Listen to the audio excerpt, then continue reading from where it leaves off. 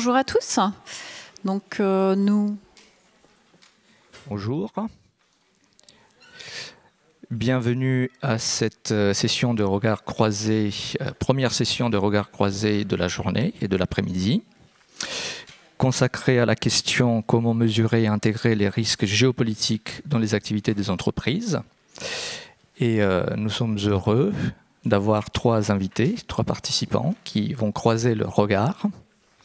Donc d'abord, Séverine Adami, qui est directrice financière de la branche innovation et développement de l'entreprise Air Liquide.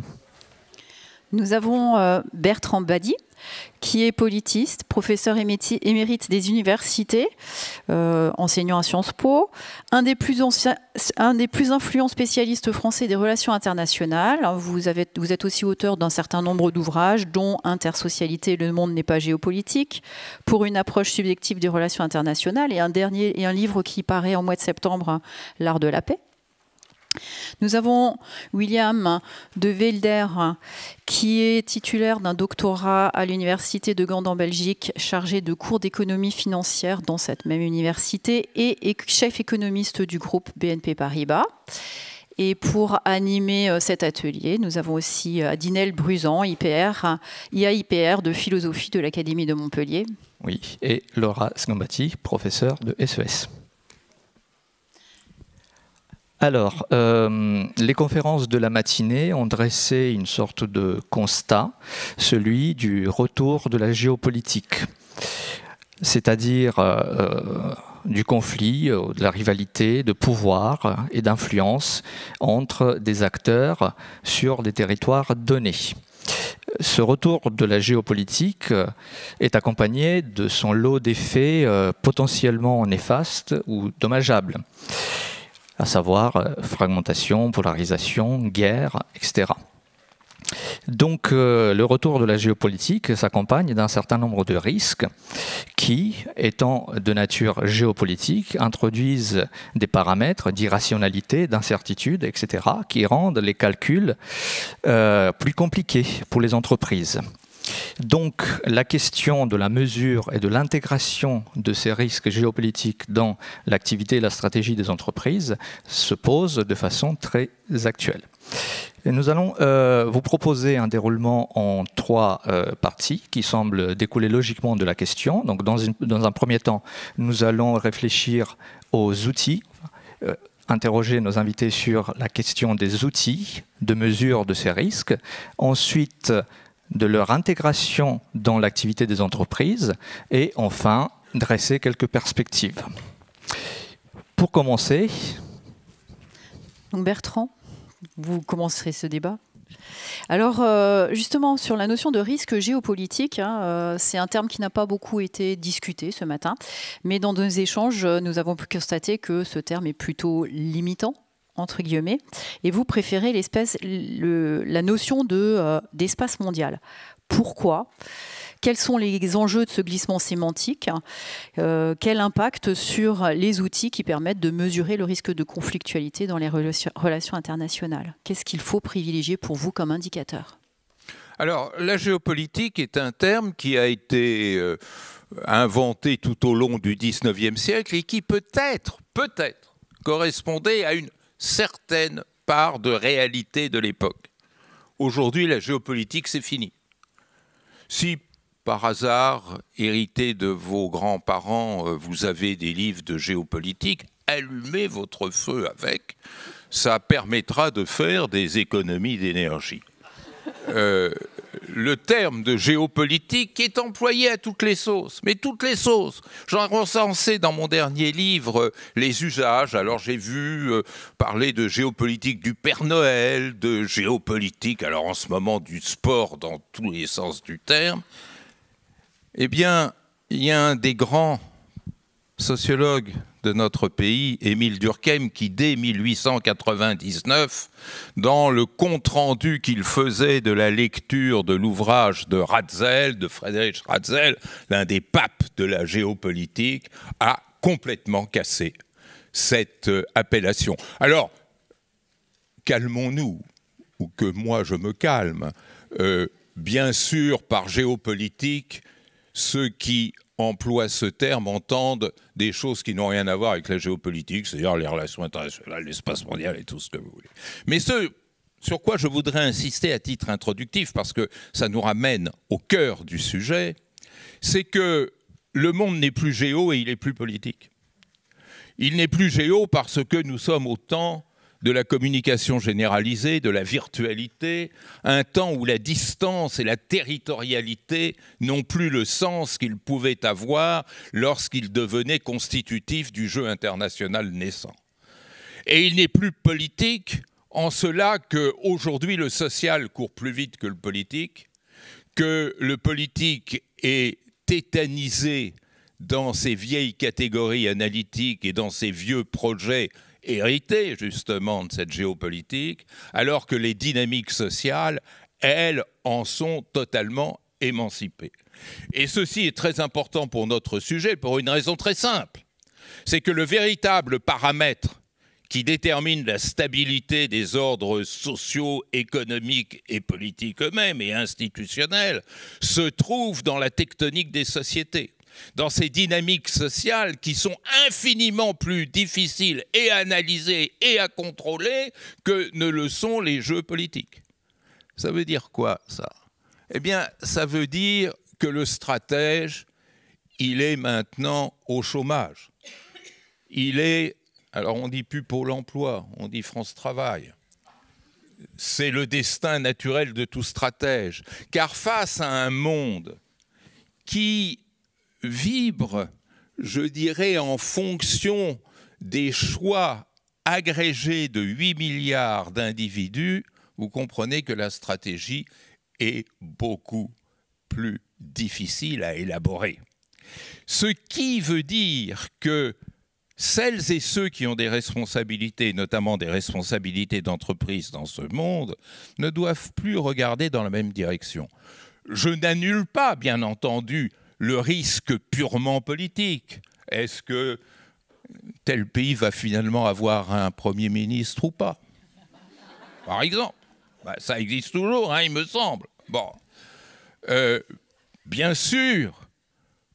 Quel calcul M. Poutine fait-il dans ses projets en direction de ses voisins et plus généralement de ce qu'il appelle l'Occident collectif? Bien sûr, tout ça relève d'un jeu politique qui n'est plus vraiment stratégique parce que les acteurs qui s'y agrègent sont très nombreux. Mais ce n'est qu'une toute petite part de la réalité, parce que viennent... se faire sentir les résultats d'un phénomène, mesdames et messieurs, que je tiens pour essentiel, qui est l'appropriation sociale du politique, l'appropriation sociale de l'événement, c'est-à-dire la manière dont les acteurs sociaux, agrégés ou non, créent de l'incertitude. Voilà les principales catégories que je vous propose, c'est-à-dire la manière dont telle crise sociale vient à se nouer, telle modification des comportements sociaux vient à se produire, mais aussi et surtout liée à la mondialisation, la manière dont apparaissent des enjeux qui peu à peu, avec cette mondialisation, deviennent maîtres des destins. Je pense aux enjeux climatiques, je pense aux enjeux alimentaires, je pense aux enjeux sanitaires.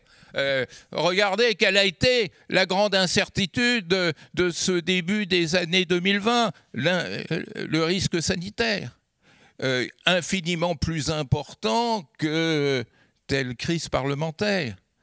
Et donc, maîtriser ces paramètres devient le quotidien de celles et ceux qui ont la responsabilité de comprendre les risques que l'environnement fait courir à notre monde aujourd'hui. Regardez le social et derrière regarder le social, regardez comment les acteurs sociaux comprennent le monde dans lequel vous agissez. Ce qui est important, ce n'est pas l'événement en soi. L'événement, personne ne sait ce que c'est. Ce qui est important, c'est de déterminer la manière dont les individus et les acteurs sociaux interprètent l'événement, la manière dont ils interprètent votre interprétation, la manière dont ils comprennent la manière dont vous comprenez l'événement et la lecture qu'ils ont de cet événement que nous partageons avec eux. C'est là le risque, c'est là l'incertitude. La géopolitique, c'est pour la bande dessinée. Merci pour cette mise au point. William, je me tourne vers vous. Lorsque l'on parle de risque géopolitique, vous maintenez l'expression, vous évoquez en premier la notion d'incertitude. D'où ma question, quels sont les canaux de transmission entre le risque géopolitique et l'incertitude? Et deuxième question, subsidiaire, quelles recommandations faites-vous pour une bonne cartographie des risques géopolitiques actuels? Je voudrais rebondir au début de ma réponse à ce que vient de dire M. Badier. En fait, je suis d'accord que le risque géopolitique, si on veut encore utiliser le concept, ne fait que partie d'un ensemble de risques qui, en fait, au fil des années, on a l'impression, c'est quand même très fortement développé. Moi, je suis de l'époque où on ne parlait que de la guerre froide. Puis on a eu cette brève période où finalement les économistes parlaient de dividendes de la paix. Et bon, celui-là, il a disparu et maintenant on doit penser à la facture du réarmement, à la facture de la menace géopolitique, à la facture de la crise sanitaire et toutes les autres sources de développement fort qui ont été évoquées. Il en découle qu'en fait, le buzzword, comme on dit en anglais, le mot-clé pour les prochaines années, pour ne pas dire prochaines décennies, pour moi, c'est exposition. Et je pense que c'est un mot qui n'a pas bénéficié de suffisamment d'attention dans le passé. Et on peut comprendre dans le sens où si on accepte l'idée qu'il y eut un temps où le monde est un peu moins complexe, que finalement l'exposition n'était pas si problématique. Dans le monde actuel, on s'interroge en tant qu'entreprise ou en tant qu'institution financière qui a des entreprises comme clients ou encore des ménages comme clients. On doit vraiment s'interroger, mais quelle est l'exposition de mes clients sur différents facteurs sanitaires, transition énergétique, géopolitique, etc. Et là, c'est quelque chose qui est extrêmement, compliqué parce que ça nécessite des données très granulaires. Et en tant qu'économiste, on se félicite que le monde académique a vraiment enclenché la vitesse supérieure et mène des efforts pour analyser et pour publier leurs résultats. Et si bien qu'on arrive maintenant à, par exemple, faire un mapping une cartographie des expositions, par exemple en fonction des chiffres d'affaires. Et c'est ça en fait qui est extrêmement important parce que le hasard veut que je vais quand même sortir mon téléphone pour bien citer ce qui est à la une du Financial Times, mais je trouvais ça merveilleux d'avoir ça comme à la une, sachant qu'on a ce séminaire aujourd'hui. Donc je vais le lire. China's export curbs on semiconductor materials stoke chip output fears. Donc quel est le sujet? Les Américains, on va simplifier, les Américains ont dit aux Chinois, on ne veut pas que vous utilisiez notre technologie. Et maintenant, les Chinois disent, écoutons, vous voulez importer de chez nous germanium et un autre produit dont j'ai déjà oublié le nom, gallium, et on va mettre des limitations aux exportations vers vous. Et donc ça illustre l'importance de l'exposition, mais ça montre également la complexité, parce que là, on a une exposition géographique, mais sur un produit donné. Donc c'est important. Pourquoi? Parce que faire l'inventaire de cette exposition, c'est la première étape à gérer cette incertitude. Le problème de l'incertitude, bien sûr, c'est est-ce qu'elle est de nature à durer, est-ce qu'elle est pérenne ou est-ce qu'elle est relativement temporaire. On peut dire par exemple qu'une crise sanitaire donnée a priori, on s'attendrait et on s'est attendu à ce qu'elle dure un certain temps et puis après, on trouve bien une solution, etc. En revanche, je pense que beaucoup de sources de risques ou d'incertitudes géopolitiques ont plutôt nature à rester. Et donc là, ça pose un problème qui est très intéressant d'un point de vue entreprise ou d'un point de vue institution financière. Mais comment on gère ça?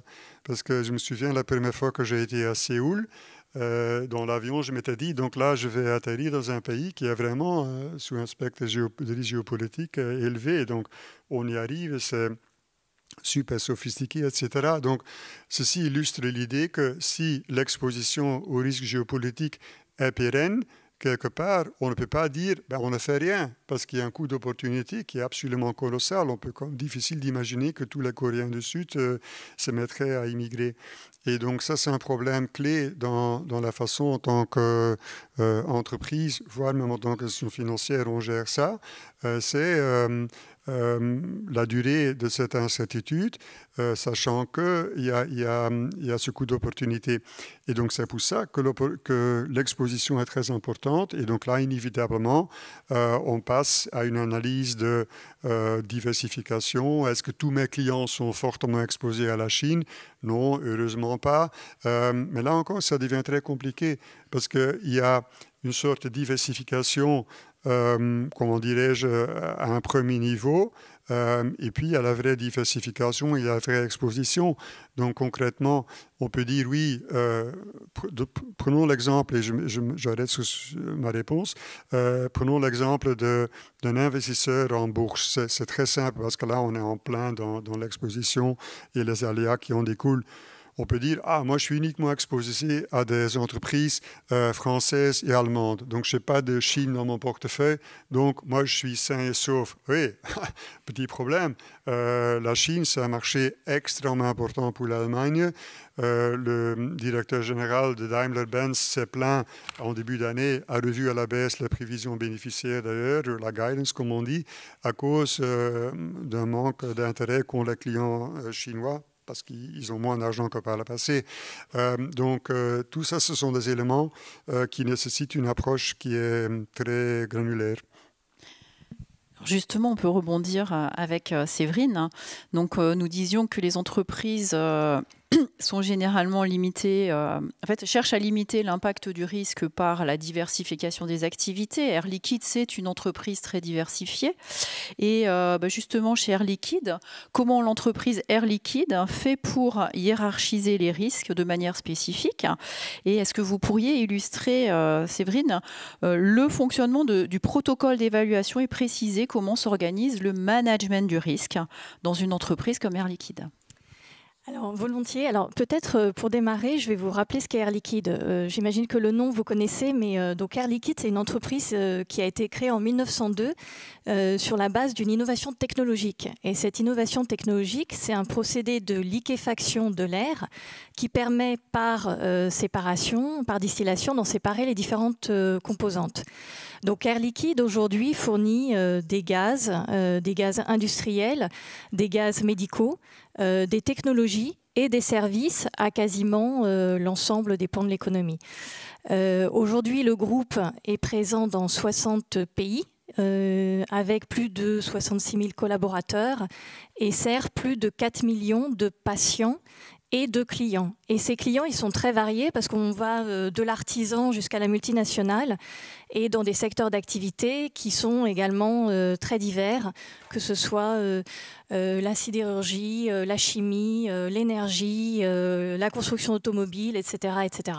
Donc, vous imaginez bien qu'avec une telle diversité, à la fois d'activités et d'implantation géographique, le groupe est exposé à une variété de risques très importantes qui sont des risques liés à justement la partie industrielle, qui sont des risques donc industriels, des risques financiers, des risques humains, etc., etc. Donc, ce qui est important pour une entreprise comme la nôtre, c'est en permanence de savoir identifier les risques auxquels on est exposé, savoir quel est notre niveau de préparation face à ces risques et bien évidemment de mettre en place les plans d'action qui s'imposent pour prémunir soit l'occurrence du risque, soit limiter l'impact du risque sur nos activités. Et ça, pourquoi? Parce qu'en permanence, il s'agit de garantir la sécurité de l'ensemble de nos parties prenantes, donc nos salariés, nos clients, l'ensemble de nos parties prenantes. Il s'agit de garantir la stabilité et la pérennité de notre business. Et puis, bien évidemment, en permanence, il s'agit d'agir en conformité avec toutes les réglementations, sanctions, etc., en vigueur à un instant T. Donc, pour notre cartographie des risques, en tout cas notre approche des risques, elle repose sur une approche qui est unique à toute l'entreprise de gestion des risques. C'est une approche qui est très structurée, qui part d'une méthodologie commune avec un référentiel de risque commun qui implique une très grande partie des niveaux dans l'entreprise et qui est totalement intégrée à notre processus de management. Et donc, encore une fois, on part d'un référentiel où il y a à peu près 35 risques et chaque entité va identifier quels sont les risques spécifiques à son activité, à son contexte géographique, va identifier son niveau de préparation et ensuite va regarder quels sont les plans d'action à mettre en place pour prémunir soit l'occurrence du risque, soit son impact. Donc, je vais vous donner un exemple qui n'a rien à voir avec la géopolitique, mais un de nos risques, c'est par exemple le risque de fiabilité de nos fournisseurs critiques. Et ça a quand même un tout petit peu à voir avec la géopolitique parce que certains fournisseurs, et on l'a vu notamment dans la crise Covid, mais pas que, peuvent devenir difficiles d'accès en fonction de l'évolution de la géopolitique. Donc, mon risque, c'est la fiabilité de ce fournisseur critique. Donc, imaginons que je fabrique un équipement et que dans cet équipement, j'ai un composant critique. Ce composant critique, il est fabriqué par un seul fournisseur qui est présent dans le monde et dans une seule usine de ce fournisseur. Bon, clairement, je pense que là, j'ai un problème. S'il arrive quelque chose dans l'usine de ce fournisseur, je vais me retrouver sans composant critique et je ne vais plus pouvoir livrer mes clients. Donc, je vais avoir un problème commercial. Donc, typiquement, face à un risque comme ça, j'ai plusieurs solutions. J'ai un panel de solutions que je vais étudier. Soit je demande à mon fournisseur critique de produire le même composant dans une autre usine. Et d'une certaine manière, ça va me créer un backup, donc une solution de rechange si jamais il arrive quelque chose dans son usine principale. Soit je décide de qualifier un second fournisseur qui me donnera, pareil, une solution de repli si d'aventure je n'ai plus accès aux composants de ce fournisseur. Bon, donc c'était un exemple qui n'est pas directement lié à la géopolitique, mais c'est comme ça que dans l'ensemble du groupe, on cartographie nos risques et on s'y prépare.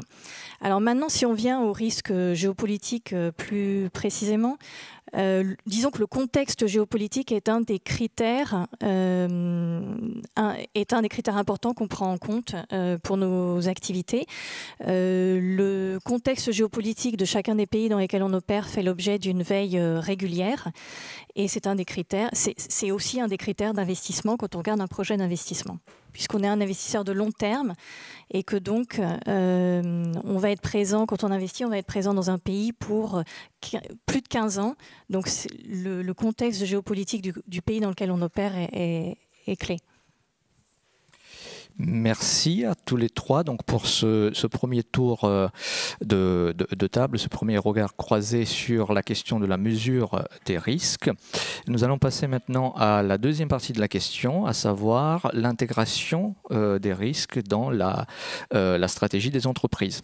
Et je me tourne vers vous, William, avec une première question qui part d'un constat que vous faites, à savoir que le monde actuel est un monde à la fois d'abondance et de rareté, donc pas seulement un monde d'abondance, et dans celui-ci, les entreprises deviennent des instruments de décision géopolitique. Pouvez-vous nous expliquer cela et notamment mettre cela en rapport avec une question qui est déjà apparue ce matin, à savoir le retour du protectionnisme?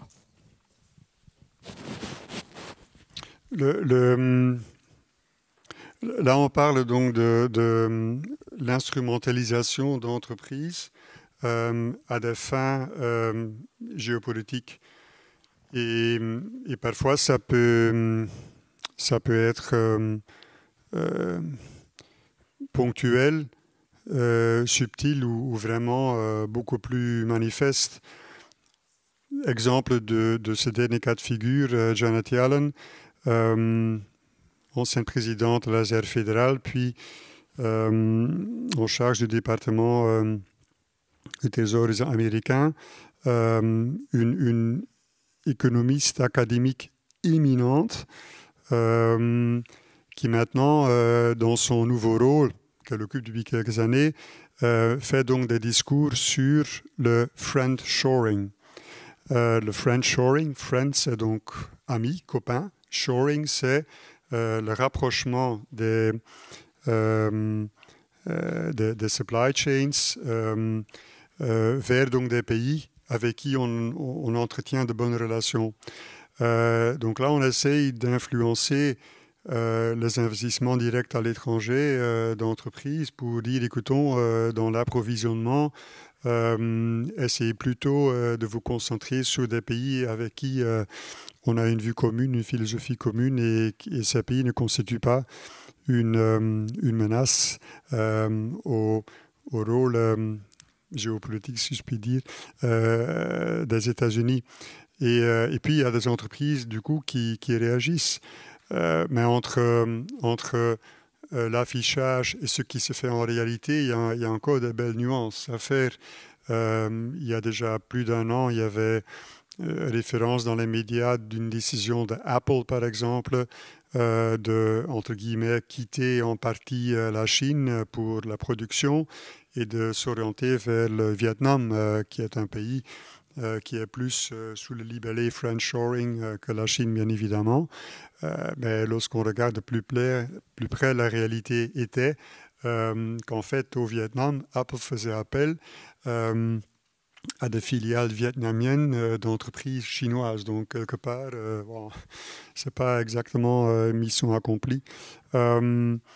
D'autres exemples de cette instrumentalisation, c'est le statut international du dollar. Là, on a bien évidemment vu des exemples dans le passé où, en fait, les Américains adoptent une approche d'extraterritorialité. D'ailleurs, tout à l'heure, vous avez dit que la géopolitique, c'est dans le sport, dans d'autres domaines. C'est également dans le change. Donc, en fait, quelque part, on peut regretter, je vais être plus clair, on doit regretter qu'il n'y ait pas de progrès en termes de statut international de l'euro en tant que monnaie de réserve, parce qu'en fait, il y a inévitablement une dimension géopolitique qui en découlerait aussi, dont bénéficie le dollar, dont ne bénéficie pas l'euro. Et comme ça, on voit en fait qu'il y a une sorte de continuité. C'est comme si on a un pull et donc il y a un petit bout qui sort, la laine, et puis on commence à tirer et voilà, au final, on n'a plus de pull. Et c'est un peu pareil. Donc, par exemple, l'autonomie stratégique dont parle l'Europe, à nouveau, il y a une dimension géopolitique par définition, par construction, mais là encore, l'euro joue également un rôle fondamentalement là-dedans. Donc, par rapport à ça, le protectionnisme, c'est plutôt quelque chose qu'on a vu par le passé. On a vu les dégâts que ça fait, les effets néfastes. On pense aux années 30 en particulier. Mais on constate qu'aujourd'hui, il y a une sorte de retour en mode accéléré, parce qu'en fait, il y a une tendance lourde. Le pic de la mondialisation, c'est plutôt vers 2010 à peu près. Et donc, depuis lors, on constate, lorsqu'on regarde les statistiques en détail, qu'en fait, des mesures protectionnistes, souvent, de par la réglementation, sont devenues beaucoup plus, nombreuses que par le passé. Et en fait, en tant qu'économiste, ce qu'on doit déplorer là-dedans, c'est que c'est également devenu un instrument politique. Et il est fascinant. Donc là encore, ce sont des recherches empiriques auxquelles je ferai référence. Donc il est fascinant de constater que le protectionnisme a un coût économique qui est indéniable, mais en fait, il n'a pas de coût politique. Et donc des recherches aux US, par exemple, ont montré que lors de la présidence de Donald Trump, en fait, il y avait des mesures protectionnistes qui étaient prises. Et donc, l'effet économique néfaste découlait surtout des mesures qui étaient prises par les pays qui étaient visés par le protectionnisme américain. Et donc, ces mesures protectionnistes étaient ciblées. En fait, on ciblait les États américains où il y avait beaucoup d'électeurs de Trump. Bon, faut taper où ça peut faire mal. Et donc là, avec cette granularité, on a donc pu démontrer que malgré les effets économiques néfastes, que ça n'avait aucun effet négatif sur la popularité de M. Trump. Donc ça veut dire qu'il n'y a pas de coût politique, mais il y a un vrai coût politique, économique. Comme l'économie, les gens ne s'en rendent pas compte, ne voient pas, ben, quelque part, la voie est libre pour s'y diriger de plus en plus dans du protectionnisme. Maintenant, à un moment donné, il peut également être rationnel d'agir. Lorsqu'on lit partout qu'il y a des subventions pour les voitures électriques en Chine parce qu'on a voulu développer cette industrie, ben, quelque part qu'on finit par réagir, oui, lorsqu'on peut le démontrer en toute objectivité, on comprend aussi qu'il y a une réaction. Merci William. Bertrand, donc justement avec cet État qui devient protecteur, hein, donc on évoque le protectionnisme économique, mais sur la notion de l'État-nation et de cet État-nation qui revient sur le devant de la scène, hein, qu'est-ce que vous en dites, vous, justement, enfin, qui pourrait revenir sur le devant de la scène? Oui, alors... J'ai bien 3 heures, là ça va, je peux y aller. Bon. 3 minutes, je crois. Bon. C'est assez complexe. D'abord, on part d'une fausse définition de la mondialisation. La mondialisation n'est pas un phénomène économique, c'est un phénomène technologique dont les opérateurs économiques se sont saisis en fonction de leurs propres utilités. Mais il faut voir que la racine même de la mondialisation se trouve dans l'abolition de la distance et du temps liée à ce progrès fulgurant de la communication et lié aussi à cette inclusion généralisée. Nous sommes aujourd'hui pour la première fois depuis Adam et Ève dans un monde fini, dans un monde global où tout le monde est sur le même bateau. Ça, c'est un phénomène qui n'est ni politique ni économique, il est humain, il est social. La globalisation, c'est justement cette banalisation de l'humain. Au risque de caricaturer, je dis c'est la revanche de l'humain sur le citoyen. Ça, c'est quelque chose de très important que l'on ne peut pas abolir. C'est la raison pour laquelle je tombe toujours de ma chaise. Mais là, le fauteuil est confortable. Lorsqu'on me parle de démondialisation, ça ne veut rien dire, la démondialisation. Le jour où on a inventé la brouette, il devait y avoir des gens pour la débrouettisation. Hein. Ça n'a strictement aucun sens. Mais en revanche... Et c'est là qu'intervient un débat qui est assez complexe. Cette mondialisation rencontre des comportements sociaux qui, pour la plupart, n'étaient pas prêts à l'accueillir. C'est-à-dire que l'un des effets sociologiques majeurs, et là on est au centre de risques fort importants, c'est la peur de la mondialisation suscitée dans tout un ensemble de strates de la société, qui provoque des phénomène de rétraction sociale dont le trumpisme a été la première forme d'expression politique. Trump n'a aucune conviction politique, n'a aucun programme politique, n'a aucun projet politique, mais il a l'intuition qu'il y a des choses que les classes moyennes américaines ont envie d'entendre, et notamment les rassurer, mais les rassurer faussement sur ce qu'est la mondialisation. D'où effectivement ce protectionnisme qui a des racines beaucoup plus politiques qu'économiques, mais ces racines politiques renvoient en fin de compte tout simplement à ce phénomène de peur sociale devant un changement tel qu'on n'en a jamais connu dans l'histoire. Moi personnellement, je suis né dans un monde international, je vais mourir, peut-être pas tout de suite, j'espère, dans un monde global. C'est-à-dire tout ce que j'ai appris à l'école sur le monde, maintenant, est complètement périmé. Et les quelques acteurs qui en profitent, Et ces acteurs sont nombreux dans les pays du Sud qui étaient exclus de ce jeu. C'est la raison pour laquelle les pays du Sud jouent la carte de la mondialisation à fond. Et c'est la raison pour laquelle la Chine est le grand vainqueur de la mondialisation. Parce qu'il n'avait rien à perdre à venir s'y intégrer. Mais les autres strates qui se sentent menacées, et souvent pour de bonnes raisons, je vous renvoie à ces magnifiques travaux de Branko Milanovic sur, effectivement, ces classes moyennes américaines paupérisées. C'est vrai. Eh bien, face à cela, effectivement, le protectionnisme, c'est une sorte de thérapeutique plus psychologique d'ailleurs que réellement économique qu'on vient leur imposer. Mais c'est un phénomène qui, de toute manière, va rester marginal parce qu'il faudra conduire un jeu économique mondialisé dans lequel le protectionnisme ne pourra être que marginal et conjoncturel. Et c'est la raison pour laquelle on assiste en même temps à un fort succès des extrêmes droites un peu partout dans le vieux monde, mais c'est aussi la raison pour laquelle cette extrême droite, comme disait le grand philosophe Todorov, n'a rien à vendre sur le marché politique et sur le marché économique. Donc c'est la raison pour laquelle tout ça est illusoire. Alors vous dites l'État.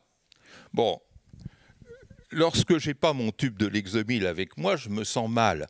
Et qu'on me sorte que le retour de l'État. Ah non, mais quelle blague! Quelle blague! N'est-ce pas? L'État, c'est cette construction à la sortie du Moyen-Âge pour résoudre la crise que les sociétés européennes avaient rencontrée avec la féodalité.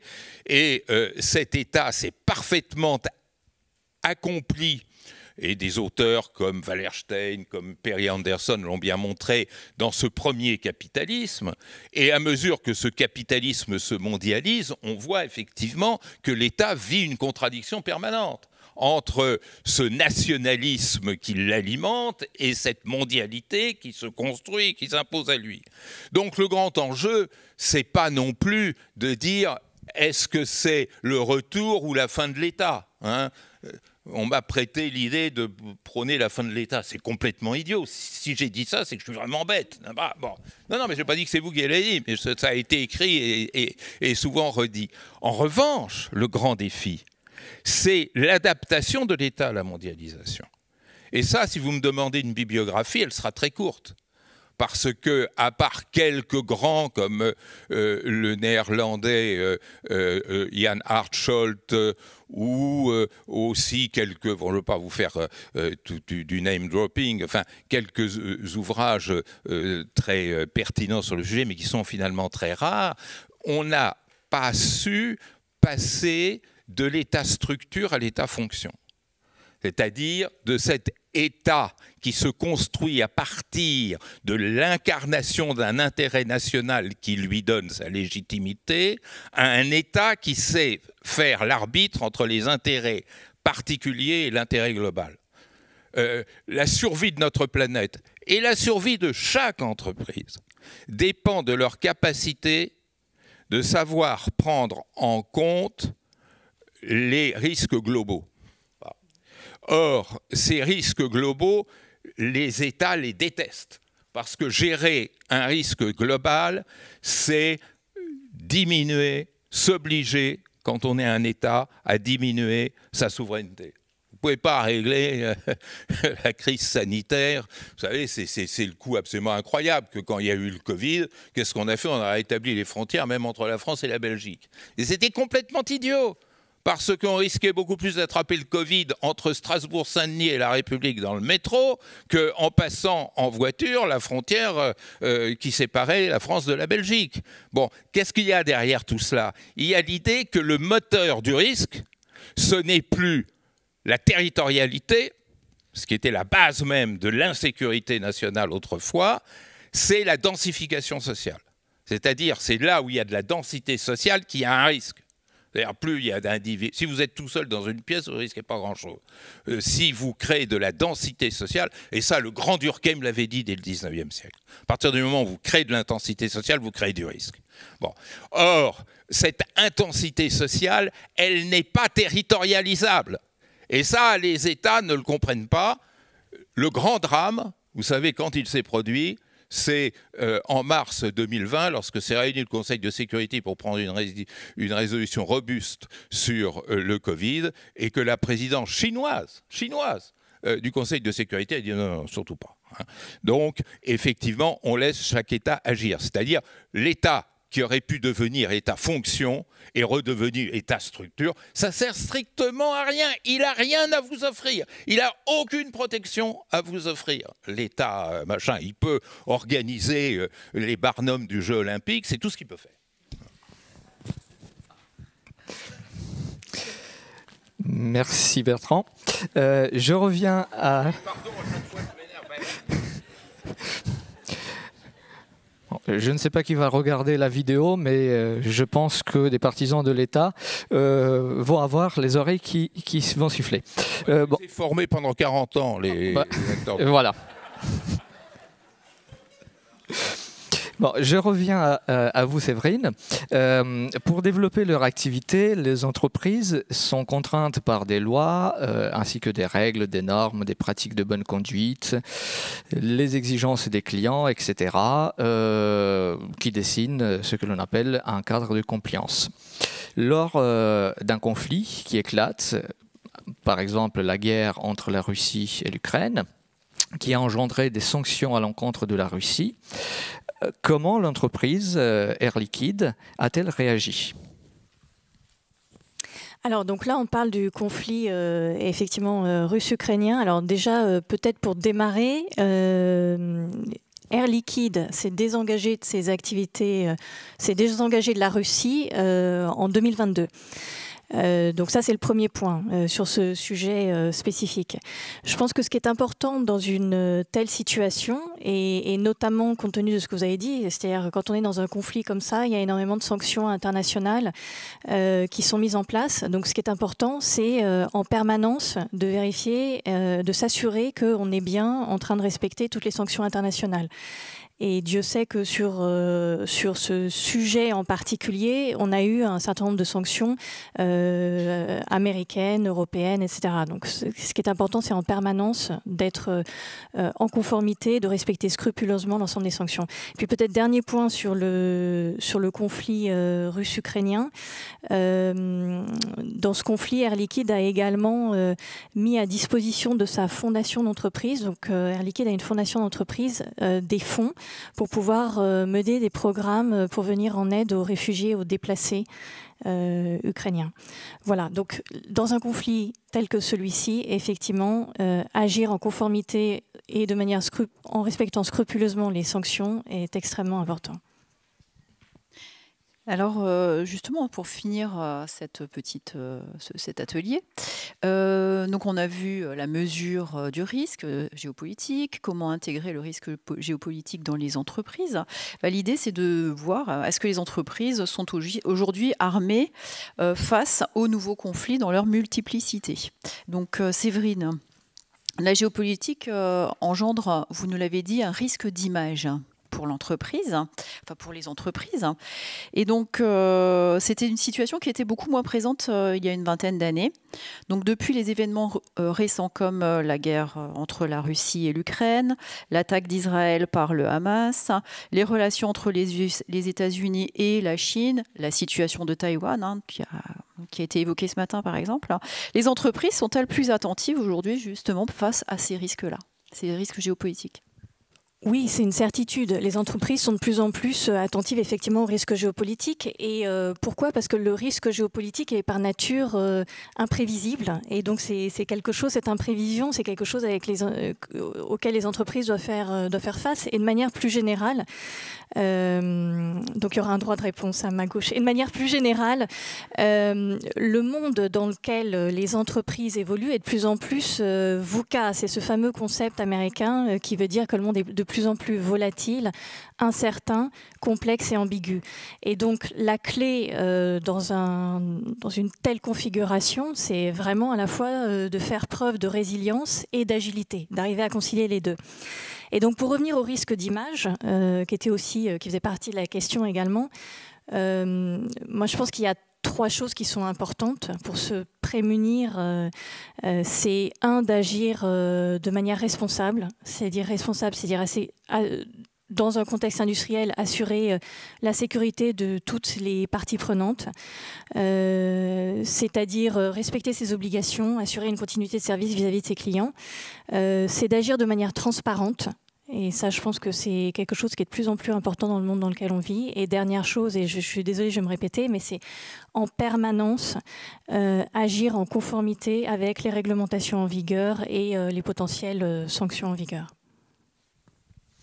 Merci Séverine. William, je me tourne vers vous.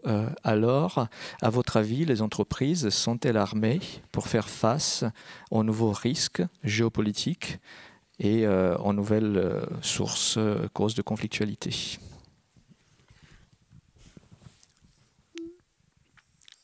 La réponse à la question est très dépendante de ce qu'on analyse. Je m'explique. On a beaucoup parlé lors de Covid oui, il y aura une réorganisation des chaînes d'approvisionnement. En réalité, c'est un processus qui est extrêmement long. Donc en théorie, oui, mais en pratique, c'est lent parce que c'est coûteux, et ainsi de suite. Et d'ailleurs, il y a lieu de ne pas substituer une concentration sur un pays ou une région donnée par une concentration sur un autre pays ou une autre région. Donc ce qui compte encore, c'est la diversification. En revanche, je pense que tout ce qui touche à ce que vous venez de dire, image, être transparent. Parce qu'il est très important d'être transparent. Là, j'enfonce une porte ouverte. Parce qu'en l'absence de transparence, par définition, et de l'ambiguïté, il y a un coût économique à l'ambiguïté. Parce que les investisseurs vont se dire, ou encore les banques vont se dire, ah oui, on ne sait pas trop bien, donc on va prendre un peu de marge, on va moins s'exposer ou demander une rémunération plus élevée.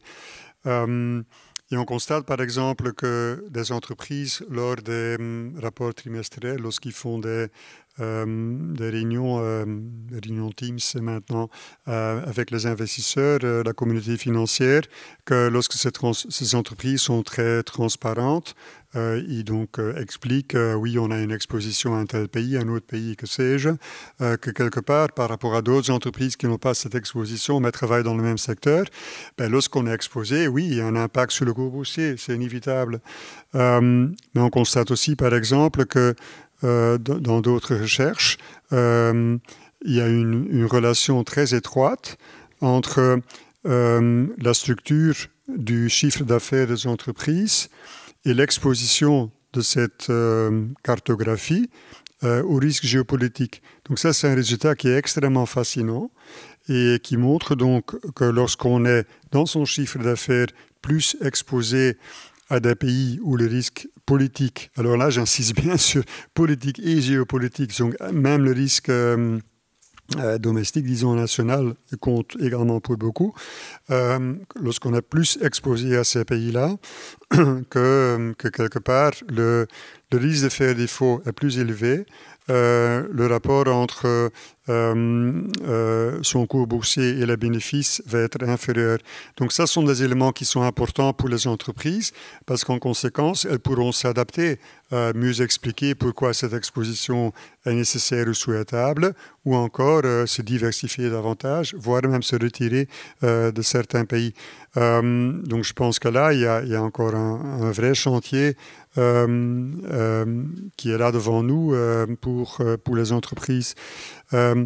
Comme j'ai le micro, je voudrais quand même rebondir une minute parce que ce que vous avez dit est tellement fascinant et inspirant sur comment dire qu'il n'y a pas de globalisation ou mondialisation, ou que c'est un concept qui a évolué. Donc ce que je veux dire, c'est démondialisation. Donc le point, bien sûr, qui est un vrai défi pour l'entreprise, c'est les réseaux sociaux. D'ailleurs, vous l'avez dit aussi. Donc, en fait, il y a une vraie exposition à un impact indirect du risque géopolitique de par les commentaires qui sont faits dans les réseaux sociaux. Et donc, c'est un point qui est quand même, lorsqu'on compare à la façon dont on faisait la communication il y a 20 ans, mais c'est clairement un nouveau monde et donc encore un plus grand défi pour les entreprises à gérer toute la dimension de l'exposition à l'incertitude géopolitique. Bertrand, vous avez une mission impossible, répondre à la question en 2 minutes pour qu'on puisse répondre aux questions de la salle. Oui, alors 3 points que je vais essayer de diviser donc en 45 secondes chacun. Le premier élément, c'était mon tic de tout à l'heure. Je combats la notion d'imprévisibilité. Je pense qu'on a trop facilement tendance à parler d'imprévisibilité parce qu'on ne regarde pas dans la bonne direction. La crise du Covid, elle était parfaitement prévisible. Qui en a tenu compte dans sa politique d'entreprise ou de sa politique nationale depuis la fin du XXe siècle? Personne. Bon, pardon, je vais me faire cette petite pub, mais j'avais écrit un livre en 2008 dans lequel je disais le risque le plus fort qui pèse sur les États-Unis, c'est un nouveau SARS. Ce qu'on appelait à l'époque ces maladies respiratoires qui risquaient d'être pandémiques. Personne n'en a tenu compte. Ça, c'est un premier élément. C'est-à-dire, la responsabilité de l'entreprise, c'est de savoir gérer ces nouveaux paramètres. C'est-à-dire regarder les sociétés. C'est-à-dire regarder les systèmes de compréhension dont je parlais tout à l'heure. Et c'est ça la prévisibilité de demain. Deuxième élément, bien sûr, on peut toujours rebaptiser géopolitique tel ou tel risque d'instabilité dans tel ou tel pays, mais à condition de considérer que ce n'est, comme on disait dans ma jeunesse, que de la superstructure. C'est-à-dire que derrière tous ces risques politiques, il y a des processus sociaux qu'on ne veut pas voir. Qui a accordé de l'importance au fait que l'on connaissait depuis le début de ce siècle que la désertification au Sahel progressait de 10 cm par heure, pas par jour, par heure. Bon. Et donc tout ce que cela mécaniquement allait entraîner. Et effectivement, la grande difficulté, c'est que le risque géopolitique du temps de nos ancêtres, et encore jusqu'au Congrès de Vienne, et peut-être même jusqu'à la paix de Versailles, c'était la stratégie du cousin qui était roi dans le pays d'à côté. Donc c'était facile à maîtriser. Maintenant, le risque géopolitique, c'est l'habillage de toute une série de paramètres sociaux, économiques et culturels qui sont extrêmement difficiles à maîtriser et qui interdisent toute stratégie. Ce que je disais tout à l'heure, le stratège est mort. Et c'est là que les choses sont beaucoup plus difficiles. Donc il faut avoir non pas une démarche stratégique, mais une démarche interprétative, je dirais presque herméneutique. Et enfin, parce que je ne voudrais pas vous laisser un goût amer dans la bouche, bon, de toute façon il risque de rester un bon moment, mais je n'ai pas dit non plus que l'État ne servait plus à rien. Ce que j'ai dit, c'est que l'État, il servira à rien s'il ne se modernise pas. Et se moderniser, c'est passer de la structure à la fonction. C'est être cet agent de la sécurité globale. Et ne croyez pas que je sois un professeur tournesol, que je sois un utopiste. Je suis content de terminer sur l'éloge d'un très grand monsieur qui était Kofi Annan, qui a compris tout ça, et l'éloge d'une très grande institution que nous devrions écouter beaucoup plus, qui est le Programme des Nations Unies pour le développement, et ce magnifique rapport de 1994 sur la sécurité humaine. Tout était dit là-dedans. C'est le parfait manuel du risque de l'entreprise. Les 7, pardon. Bah oui, je m'excite trop. Les 7 insécurités. Insécurité alimentaire. N'oubliez pas que la faim dans le monde, c'est 10 millions de morts par an. L'insécurité sanitaire, l'insécurité climatique, l'insécurité individuelle, c'est-à-dire les droits de la personne, l'insécurité économique, l'insécurité culturelle, le risque couru par les minorités, et enfin l'insécurité institutionnelle, c'est-à-dire la fragilité des institutions. Ça, c'est les 4 lignes qu'il faut, les 7 lignes qu'il faut suivre. Formidable cabinet pour les entreprises et redéfinir ainsi, reconstruire leurs cellules de risque. Merci Bertrand. Est-ce qu'il y a une question dans la salle peut-être? Donc il y a une personne.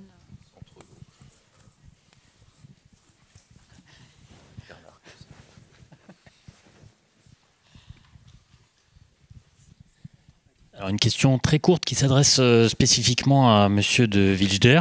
Donc, vous travaillez pour le groupe BNP Paribas. De mémoire, il y a 10 ans, votre groupe a été condamné à une amende extrêmement lourde par la justice américaine pour faire vite, pour avoir fait du business avec l'Iran. Avec le recul, quelle analyse vous faites de cette décision et quelles leçons le groupe en a tirées?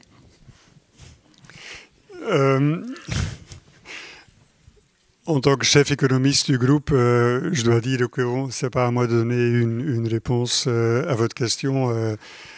C'est plutôt à la direction de parler. Elle a déjà communiqué là-dessus dans le passé. Donc, je ne vais pas,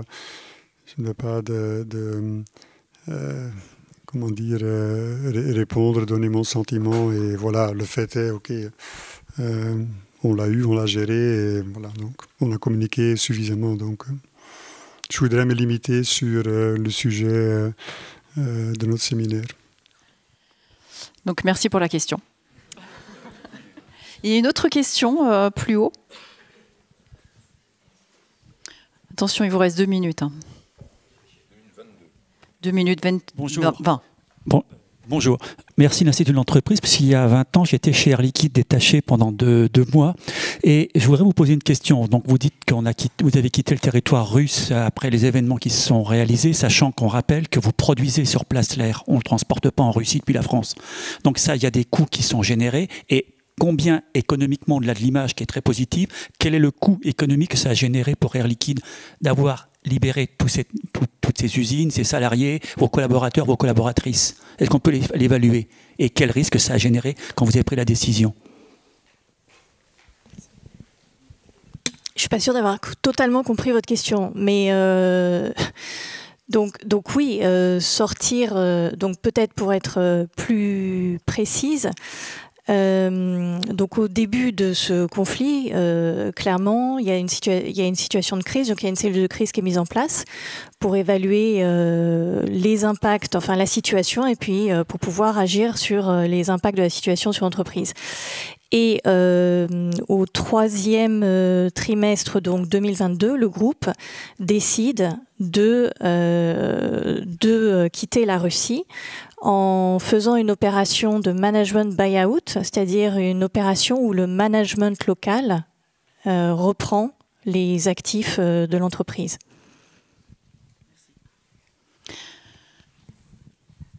Bien. Dernière petite question, si il ne reste pas beaucoup de temps. Donc, dans ce cas, nous allons conclure. Voilà. Mais merci. Merci beaucoup.